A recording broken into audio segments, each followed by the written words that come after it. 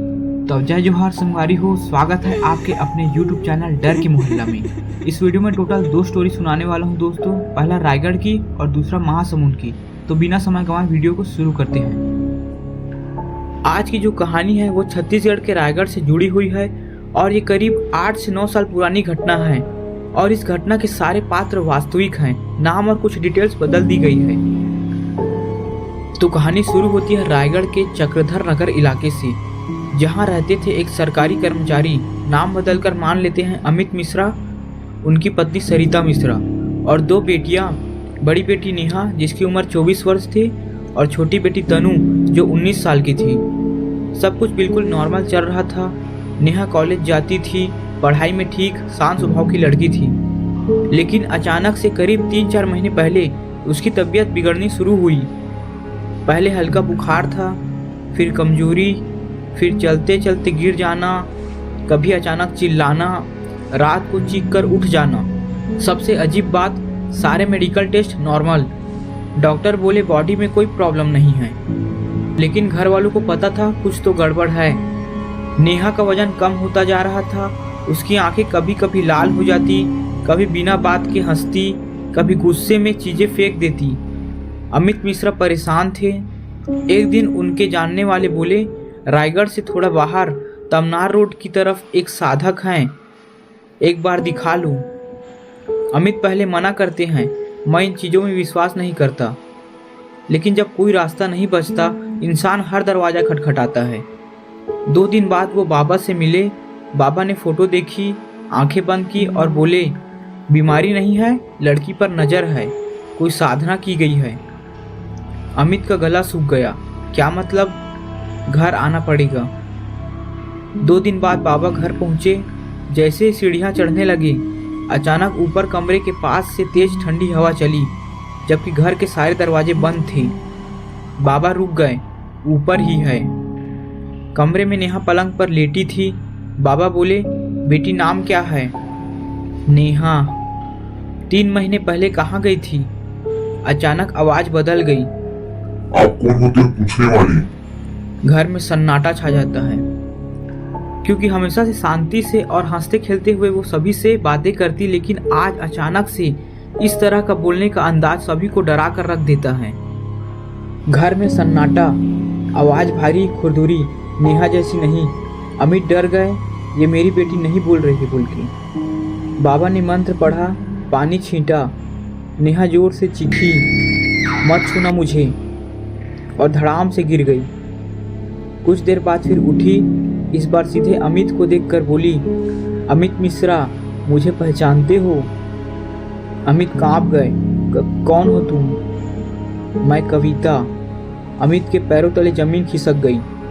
कविता वही महिला जिससे उन्होंने सालों पहले पैसे उधार लिए थे और बाद में उसका एक्सीडेंट हो गया था, पैसे वापस नहीं हो पाए थे।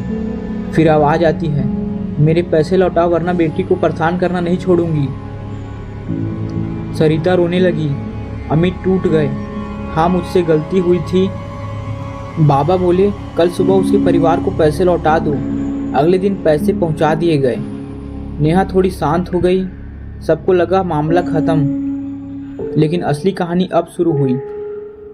रात को नेहा उठी, बाल खुले, आंखें लाल, और वो घर में इधर उधर घूम रही थी। रात के करीब 2 बजे के आसपास उसकी माँ सरिता उठती है, देखने के लिए कि कौन इधर उधर चल रहा है, और थोड़ी थोड़ी किसी के बात करने की आवाज़ आ रही थी। सरिता देखती है कि हॉल में नेहा दीवार के पास में अकेली खड़ी है। सरिता आवाज़ लगाती है, लेकिन नेहा कोई जवाब नहीं देती। सरिता डर जाती है और अपने पति अमित को बुला कर लाती है। वो भी नेहा को आवाज़ लगाते हैं, लेकिन नेहा कोई जवाब नहीं देती। अमित नेहा का हाथ पकड़कर कमरे में सुलाने के लिए लाता है। उसको लगा कि अभी इतने दिनों से बीमार थी, इसलिए नींद में चल रही होगी। अमित ने उसे उसके रूम में सुलाया और बाहर जा ही रहा था, इतने में नेहा हंसती है, वो भी बहुत भारी आवाज़ में, जैसे कोई हट्टा कट्टा लड़का बोल रहा हो। अमित डर जाता है। उसे ये एहसास हो जाता है कि उसकी बेटी अभी ठीक नहीं हुई है। उस रात सभी लोग घर में बहुत डरे हुए थे, क्योंकि बार बार नेहा रूम में निकलकर इधर उधर भागने लगती।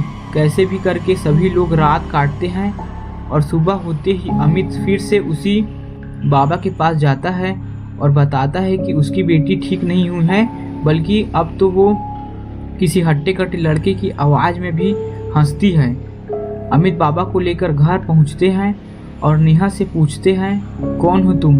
तब आवाज़ आती है, इरफान। सभी लोग चौंक जाते हैं। अब मामला कुछ और था। बाबा समझ गए शरीर को रास्ता बना दिया गया है, यानी जो भी शक्ति हो आती जाती रह सकती है। उन्होंने कमरे में रक्षा चक्र बनाया, दीपक जलाए, मंत्र पढ़े। अगले दिन बाबा ने नेहा से अकेले में पूछा, सच बताओ, किसी से प्रेम है? नेहा रो पड़ी। हाँ, रोहन नाम का लड़का है, 3 साल से। शादी करना चाहती थी, लेकिन वो नौकरी में नहीं था। मैं दबाव डाल रही थी। 3 महीने पहले उसने मिलना बंद कर दिया और तभी से मेरी तबीयत खराब है। बाबा समझ गए। बाबा सीधे रोहन के गांव पहुंचे, रायगढ़ से लगभग 1 घंटा दूर। वहाँ एक स्थानीय तांत्रिक था, नागेश साधक। बाबा बोले, लड़की पर प्रयोग क्यों किया?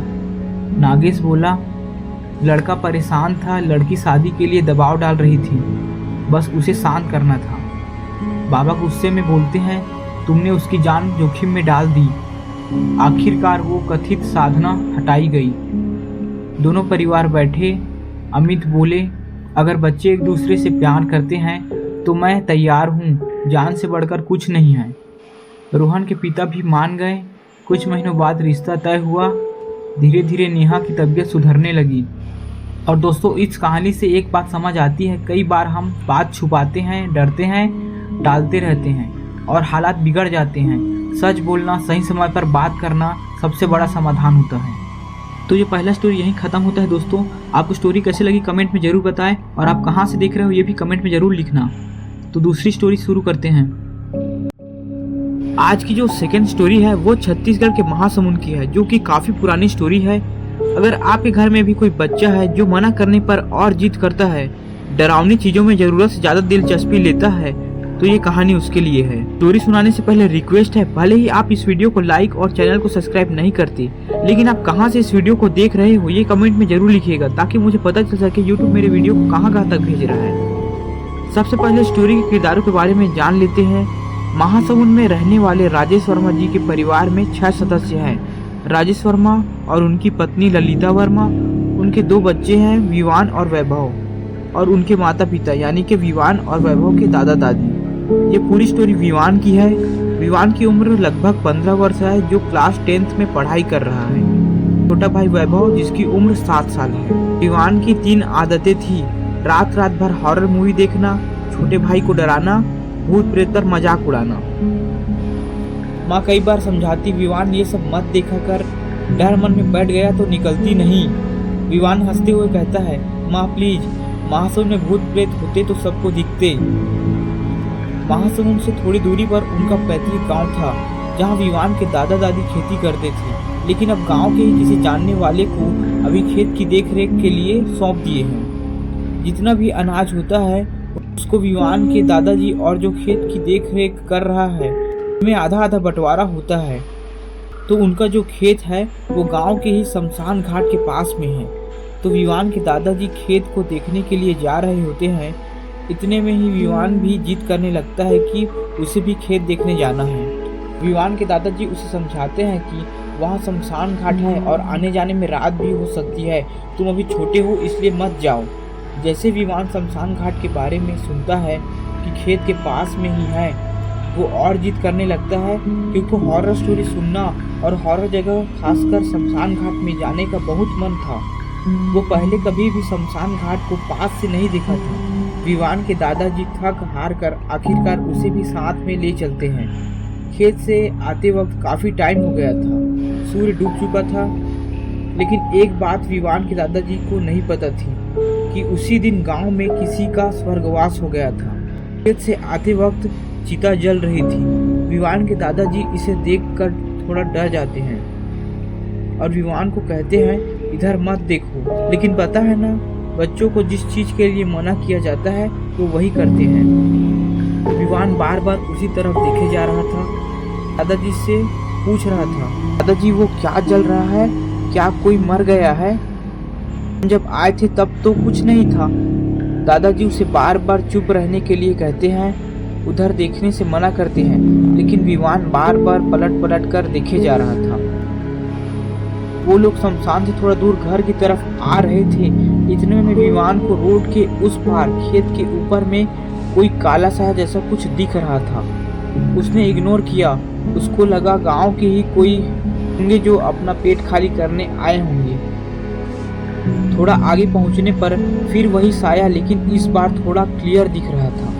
विवान ने फिर इग्नोर किया, लेकिन फिर से कुछ दूरी पर फिर से वही साया उसको दिखा, जो बिल्कुल विवान को ही घूरे जा रहा था। विवान ने इस बार दादाजी को बताया कि खेत की तरफ देखो दादाजी, कौन खड़ा है।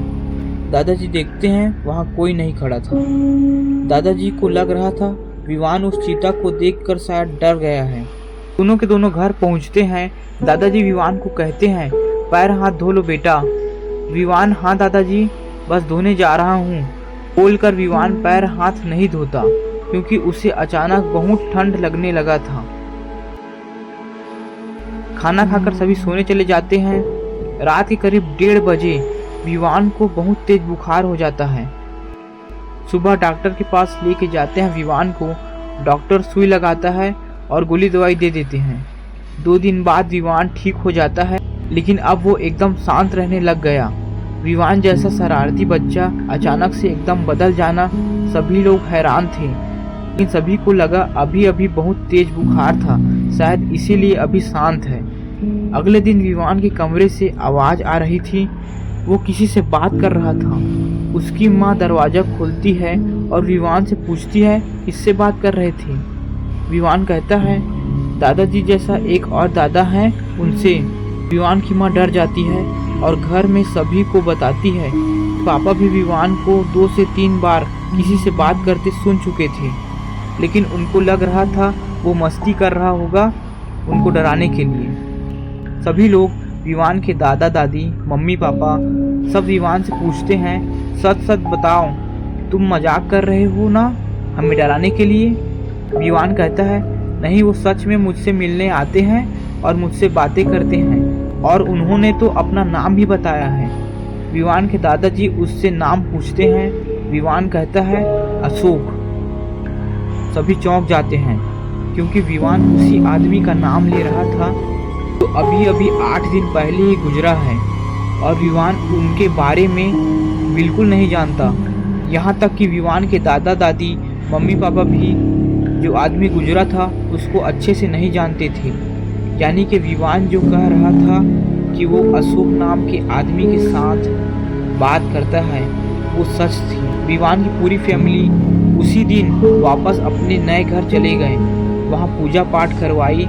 कुछ दिनों में सब नॉर्मल हो गया, लेकिन अब विवान भी भूत प्रेत में यकीन करने लगा। जब से उसे ये बात पता चली कि जिस आदमी से वो बात कर रहा था वो आदमी तो कुछ दिनों पहले ही दुनिया छोड़कर चले गए थे। तो ये था स्टोरी महासमुंद का। अगर आपके पास भी कोई रियल स्टोरी है जो आप बताना चाहते हो तो कमेंट के माध्यम से या फिर स्क्रीन में दिखाए गए ईमेल में अपनी स्टोरी शेयर कर सकते हैं। और आप बताएं कि आप स्टोरी को कौन से लैंग्वेज में सुनना पसंद करते हो, छत्तीसगढ़ी या हिंदी, कमेंट में ज़रूर बताएं। अगर आपको ये स्टोरी पसंद आई है तो मैंने और भी स्टोरी चैनल में ऑलरेडी अपलोड कर दिया है, जाकर आप देख सकते हैं। फिर मिलते हैं किसी नए वीडियो में बहुत जल्दी। धन्यवाद।